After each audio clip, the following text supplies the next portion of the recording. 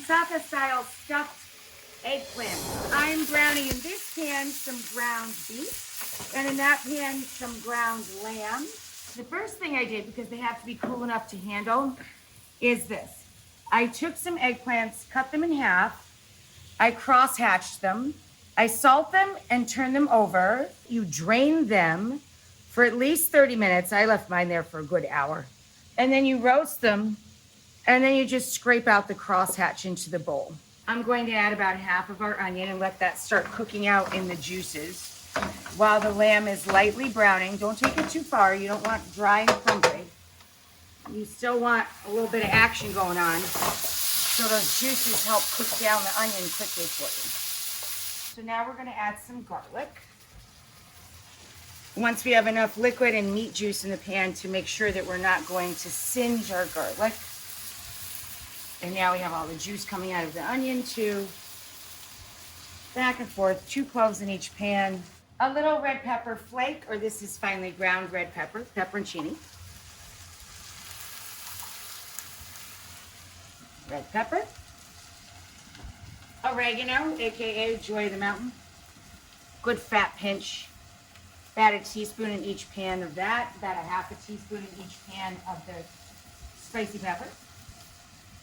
And then either or a pinch of both. I have cinnamon. I actually use smoked cinnamon in my dish. And a little ground allspice.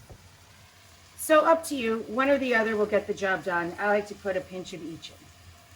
Okay, now to each pan we're going to add half of our roast eggplant because I'm making 2 different fillings here. So we add our eggplant to each pan.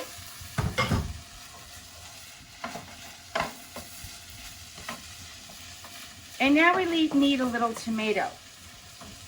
Now, for the tomato, we can use any canned tomato product you have.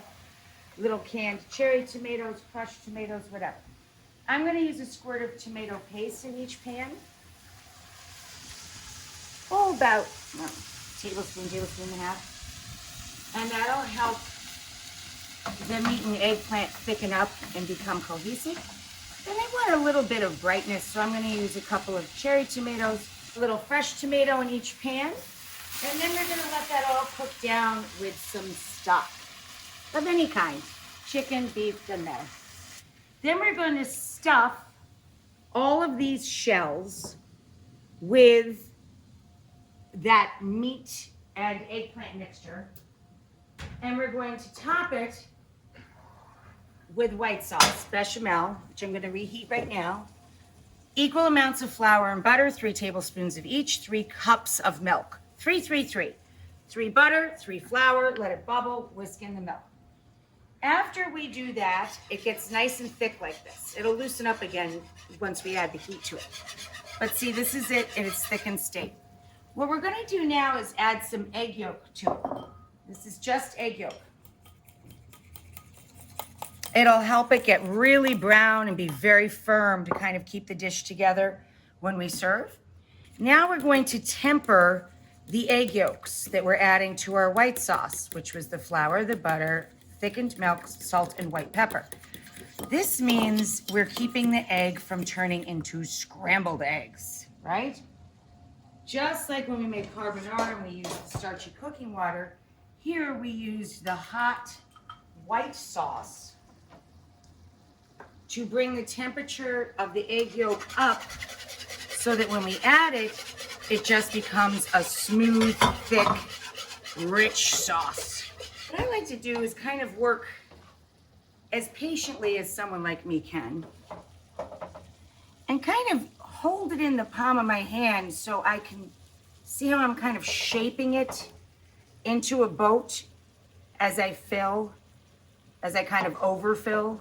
I take that silky sauce with now the egg yolk in it too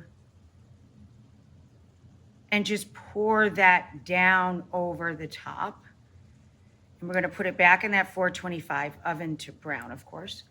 And then we top that with the grated cheese of your choice or the little feta crumbles. We're using kefalotairi. And then we just top with a sprinkle of the mint and parsley.